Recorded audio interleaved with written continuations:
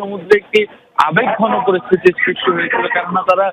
সৃষ্টিকর্তার কাছে প্রার্থনা করেছিলেন, তাদের শুকরিয়া আদায় করেছিলেন ভাবে সুস্থভাবে স্বাভাবিকভাবে সুন্দর মতো তিনি দেশে নামতে পেরেছেন। তার কারণে কিন্তু এই জনসমুদ্র থেকে তার প্রতি সৃষ্টিকর্তার কাছে দোয়া প্রার্থনা করা হয়েছে এবং ঠিক তার পরপরই কিন্তু তারা অধীর আগ্রহে অপেক্ষা করছেন এবং এতক্ষণ পর্যন্ত যদি সড়কের দুপাশে যদি নেতাকর্মীরা দাঁড়িয়ে না থাকতেন হয়তো এতক্ষণে তার মঞ্চে অধিষ্ঠিত হয়ে যাওয়ার কথা, কিন্তু যেহেতু তিনি মঞ্চে আসার আগে রাস্তার দুধারে নেতাকর্মীদের অভিবাদন জানিয়ে নেতাকর্মীদের প্রতি হাত নাড়িয়ে তিনি এসেছেন এই মঞ্চে প্রান্তে। এখন পর্যন্ত যেটি জানতে পেরেছি যে ঠিক মঞ্চের অনেকটা কাছাকাছি তিনি চলে এসেছেন এবং কিছুক্ষণের মধ্যে মঞ্চে অধিষ্ঠিত হবেন এবং এই পুরো 300 ফিটের এই জুলাই এক্সপ্রেসওয়ে জুড়ে কিন্তু নেতাকর্মীদের ব্যাপক তারা অবস্থান নিয়েছেন। বিভিন্ন জেলা থেকে নেতাকর্মীরা এসেছেন, সেই ভোর থেকে অবস্থান নিয়েছেন এবং দুপুরের আগ পর্যন্ত আমরা দেখেছি যে নেতাকর্মীদের আগমন কিন্তু একেবারে পুরো এই জুলাই এক্সপ্রেসওয়ে থেকে কাঞ্চন ব্রিজ পর্যন্ত প্রচুর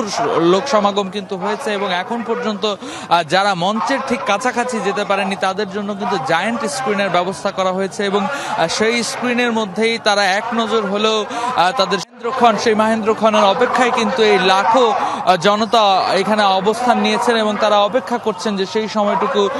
কখন আসবে এবং কখন তাদের সেই প্রিয় নেতা মঞ্চে অধিষ্ঠিত হবেন এবং সেই সময়ের জন্য নিশ্চয়ই আর অল্প কিছুক্ষণের অপেক্ষা, কিছুক্ষণের মধ্যে আমরা দেখতে পাবো যে মঞ্চে তারেক রহমান উঠেছেন এবং সেই দৃশ্যটি দেখার জন্যই কিন্তু লাখো জনতা একত্রিত হয়েছেন এই জুলাই 36 এক্সপ্রেসওয়েতে। মূলত ঐতিহাসিক হতে যাচ্ছে এই তার স্বদেশ প্রত্যাবর্তন, কেননা এত মানুষের জনসমাগম হবে। বিএনপির পক্ষ থেকে সেটি আগেই জানানো হয়েছিল যে অর্ধকোটির মানুষের সমাগম তারা আশা করছেন। আমার মনে হয় এই জনসমুদ্রে দেখে যেটি বোঝা যাচ্ছে যে সমাগম নিশ্চয়ই তার থেকে কোনো অংশেই কম হয়নি। এখন পর্যন্ত এই সমাবেশ স্থল থেকে প্রায় 1.5 কিলোমিটার জুড়েও মানুষের তিল ধারণের জায়গা কিন্তু একেবারেই নেই। সুতরাং বলা যাচ্ছে যে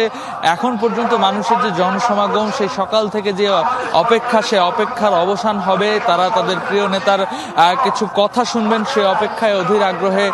বুক বেঁধে আছেন নেতাকর্মীরা এবং তাদের নেতার কথা শুনে দিক নির্দেশনা নিয়ে তবেই বাড়ি ফিরে যাবেন এমন প্রত্যাশাই কিন্তু তাদের চোখে মুখে এবং দূর দূরান্ত থেকে নেতাকর্মীরা তাদের সাথে আমাদের কথা হয়েছে আসার পরপরই এবং তারা যেটি বলছিলেন যে আমাদের এই কষ্ট আসলে কোনো রকম কষ্টই মনে হচ্ছে না, কেননা এই দীর্ঘ 17 বছর পর তাদের প্রিয় নেতা আসছেন এবং তার আসার সংবাদ শুনেই কিন্তু তাদের সমস্ত ক্লান্তি গ্লানি সব কিন্তু একেবারে চলে গেছে। খুবই স্বাভাবিক, কারণ দীর্ঘ 17 বছর তারা অপেক্ষা করেছেন। এই অপেক্ষার অবসান ঘটলো মাত্রই। আমাদের সহকর্মী সাইফুদ্দিন রবিনও আছেন সভাস্থলে। রবিন, যে অপেক্ষার কথা সকাল থেকে আমরা বলছিলাম, অবসান হলো তো সেই অপেক্ষার। সেই ঐতিহাসিক ক্ষণ এখন শুধু তারেক রহমান বাস থেকে বেরিয়ে মঞ্চে দাঁড়াবেন এবং কৃতজ্ঞতা প্রকাশ করবেন। কি অবস্থা দেখছেন আপনি, জানাবেন আমাদের।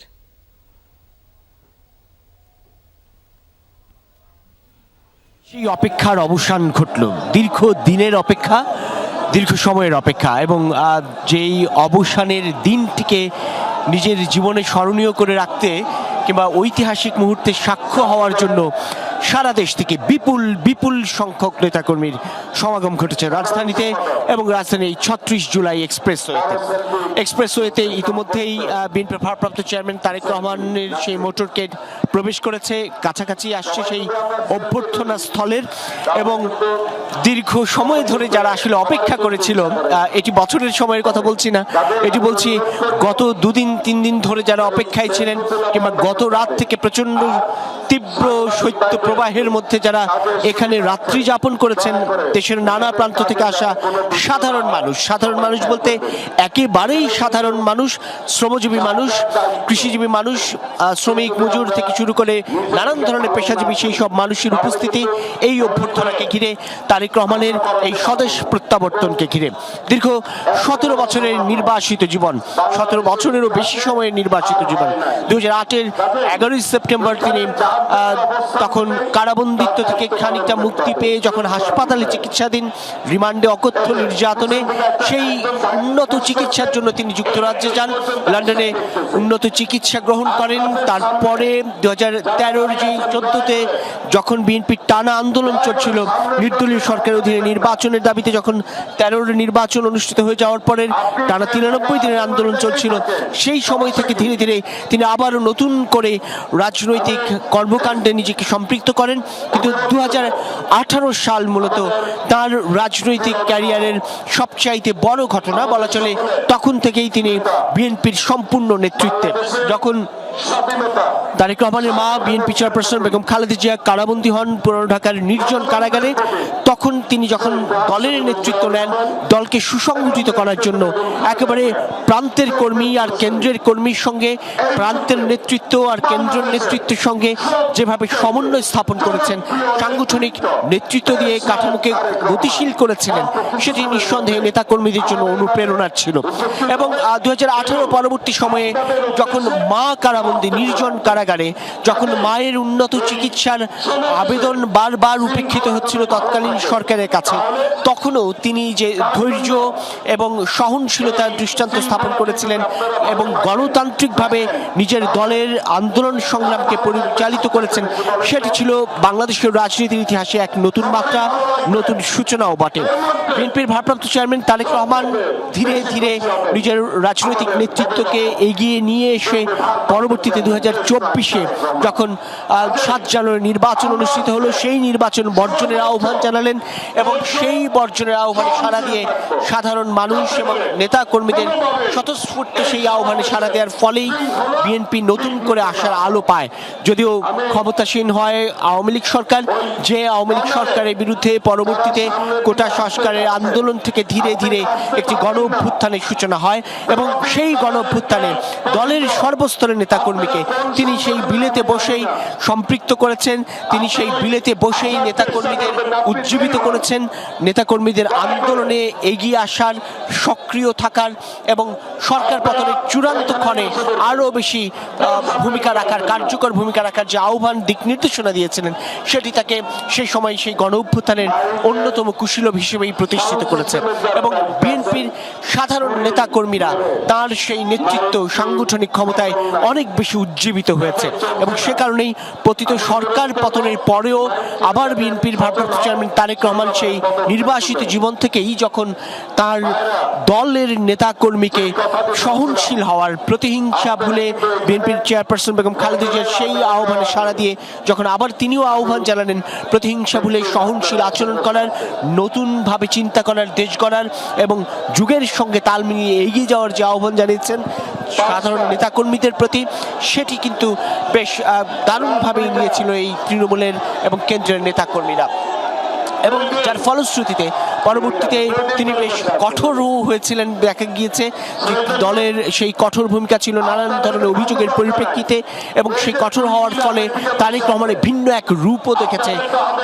দল বিএনপির সর্বস্তরের নেতাকর্মী। আজকের এই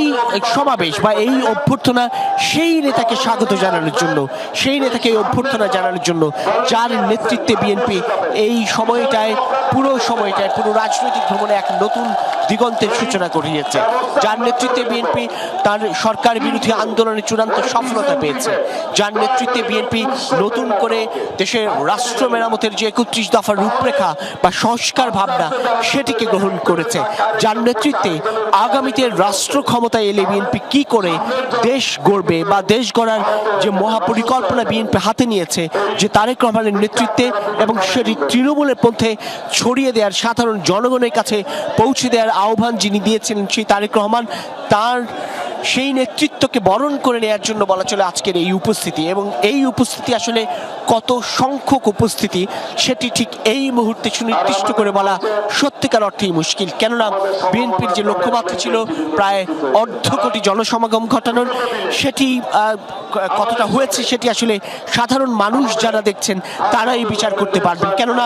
একদিকে অর্থাৎ আমি ঠিক যেখানটায় বসে আছি বা দাঁড়িয়ে আছি সেটি হচ্ছে সেই গণসংবর্ধনা স্থল, যেখান থেকে মূলত তারেক রহমান জনগণের প্রতি কৃতজ্ঞতা প্রকাশ করবেন। তার ঠিক ডানেই রয়েছে রাজধানী পূর্বাঞ্চল কাঞ্চন ব্রিজ, সেই কাঞ্চন ব্রিজ দিয়ে বিপুল